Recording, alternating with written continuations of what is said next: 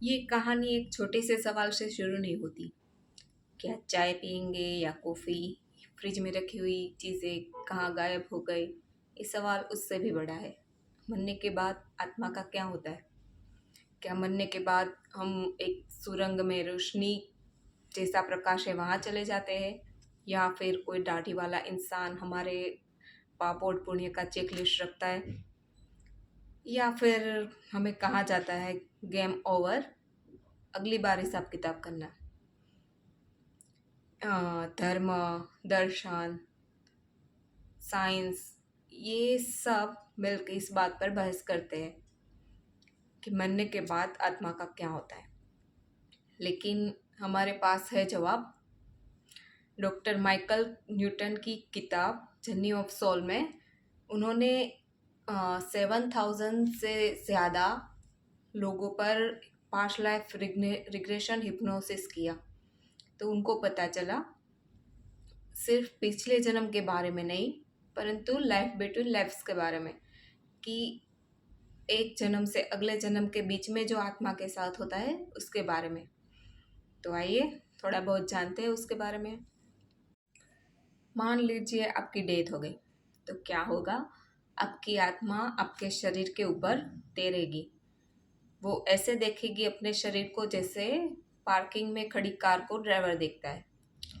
वो अपने आसपास वाले लोगों को, स्वजनों को रोते हुए, उनका दर्द महसूस करते हुए भी देखेगी। वो अपने आप को बहुत हल्का महसूस करेगी, क्योंकि उसके पास शरीर का वो बोझ नहीं रहेगा। वो इधर उधर कहीं भी घूम सकती है, पर इतना नहीं घूम सकती क्योंकि उनके साथ एक लाइट होती है जो जिसे स्पिरिचुअल गाइड कहा जाता है। वो ऐसे साथ रहते हैं मानो जैसे अर्थ पे बच्चा आता है तो उनकी देखभाल करने के लिए उनके माता पिता होते हैं।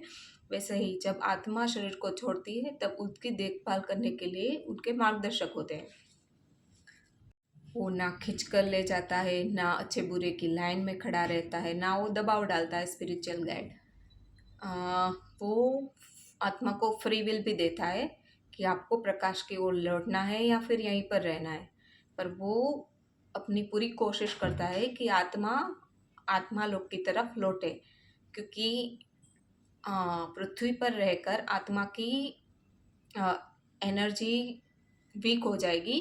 मतलब अ, वो आत्मा की एनर्जी वीक हो जाएगी एक तो, और दूसरा आत्मा का आत्मा की कुछ ऊर्जा को तो ऊपर आत्मा लोक में जाना ही पड़ेगा। और जो यहाँ पृथ्वी पर रहती है ना आत्मा, उसको भी खतरा होता है यहाँ पर तांत्रिकों का, दूसरी नेगेटिव एनर्जीज का। इसलिए स्पिरिचुअल गाइड बार बार उनको बार बार उनको समझाते हैं कि आप कहाँ यहाँ रहना मत, बिना मतलब का और वेस्टेज ऑफ टाइम है। आपकी एनर्जी वीक होती जा रही है, आपकी ऊर्जा वीक होती जा रही है, आपको ऊपर चलना चाहिए। फिर क्या होता है? फिर आगे जाके आत्मा का लाइफ रिव्यू होता है कि उन्होंने क्या किया, क्या नहीं। उनको वो पूरी पिक्चर दिखाई जाती है जो सोल कॉन्ट्रैक्ट में लिखी हुई थी। जो अब किरदार उनको निभाना था वो उन्होंने कैसे निभाया, क्या उन्होंने सोल कॉन्ट्रैक्ट में जो लिखा उनका जो कॉन्ट्रैक्ट था उस हिसाब से पूरा किया अपना फ़र्ज़, अपना जो निभाना था किरदार उसको 100% दिया, या फिर मिस्टेक्स की। अगर उन्होंने मिस्टेक्स की है तो उनको वापस पूरा पुनर्जन्म लेना होगा और सीखना होगा जो चीज़ें उन्होंने नहीं सीखी। अगर आपने किसी को हर्ट किया है तो वो इंसान का जो वो पूरा वीडियो की तरह आपको वो दिखाया जाता है, और उस इंसान के दर्द में आप जब हर्ट कर रहे थे को क्या चल रहा था वो भी दिखाया जाता है। तो उस तरह से वो आत्मा अपने मास्टर्स, स्पिरिचुअल गाइड्स और इन लोगों के साथ मिलके अपना भावी जन्म का प्लान करती है कि हम वहाँ जाके मतलब कि कौन से रिश्ते चुनेंगे, कौन से हालात, कौन से चैलेंजेस चुनेंगे ताकि हम वो सीख सके जो नहीं सीख पाए। आत्मा का आत्मा को मोक्ष की तरफ जाने के लिए 16 लेसन सीखने होते हैं। सत्य, अहिंसा, करुणा, क्षमा, ईश्वर पे के प्रति प्रति समर्पण, भक्ति, ये सब आता है जो 16 लेसन्स है।